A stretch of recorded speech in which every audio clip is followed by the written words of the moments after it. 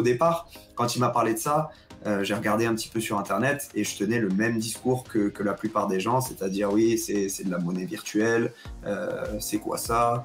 J'étais un peu négatif. Et une fois que j'ai mis le nez dedans, j'ai compris en fait tout ce qu'il y avait derrière. Alors au départ, j'avais aucune connaissance, mais vraiment aucune. Et de ce fait, en fait, je lui ai dit, ok, ce qu'on va faire, c'est que je vais mettre un petit peu d'argent pour investir. Je te fais confiance sur les placements et les cryptos sur lesquels tu investis. Et moi, pendant ce temps-là, eh ben, je commence à apprendre et découvrir cet univers. Que tu en parles, par exemple, dans le vestiaire, est-ce que d'autres joueurs en ont? Est-ce que vous en parlez un petit peu? Alors, j'essaye de temps en temps d'en parler, mais franchement, il n'y en a pas beaucoup qui sont dans cet écosystème-là, dans cet univers. J'ai 2-3 coéquipiers, s'il y en a qui me viennent en tête, c'est Kolasinac et Senji Zender qui sont un petit peu dans la crypto.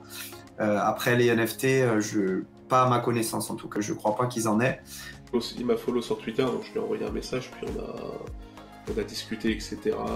de Sorare et tout, et on en est venu à ce que je lui donne des conseils pour faire son équipe, et du coup, il a commencé à acheter des joueurs, quoi. J'ai vu qu'il avait créé son compte il y a 2 mois, parce qu'il avait sa carte spéciale dédicacée, et il avait jamais trop osé y aller parce qu'il avait pas eu de conseils et qu'il voulait pas faire n'importe quoi, et là on a discuté, et depuis 2 jours, il a acheté 10 cartes, etc. Et là il est surmotivé, quoi. Ah ouais, ça peut être intéressant. Bah tiens, de toute façon, enfin, là pour le coup, c'est pas un secret. On peut retrouver et suivre son compte. Tiens, je vais. Ah bah pour le coup, ouais, vu que les joueurs qui ont un compte sur la page joueur, ils sont linkés, tu les retrouves assez facilement pour le coup. C'est ça qui est sympa aussi. C'est cool. Alors tiens, je regarde en carte commune. Donc voilà, il a démarré. Donc il a lui aussi, tiens, il a mis que l'OM était son club favori. J'ai l'impression vu qu'il a eu des joueurs de l'OM. Ouais.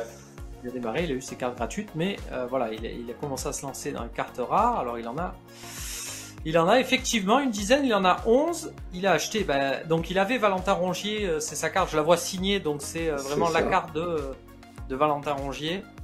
Et donc il a acheté Angelino, ouais, très bon choix. Très bon choix, le latéral qui était formé à Manchester City et qui joue à Leipzig. Pacheco, c'est gardien d'Alaves. Ouais, c'est le problème des gardiens sur Sorare, c'est que ça coûte très cher. Lui, il avait un budget de 4 Ethers, tu vois. Il avait envie de se faire une équipe en D4, en Challenger rare et une équipe en Champion rare. D'accord, et puis là on voit, voilà, il est allé chercher quelques joueurs. Je vois qu'il a fait des trades, si on voit les petites flèches, et qu'il s'est fait, fait des trades.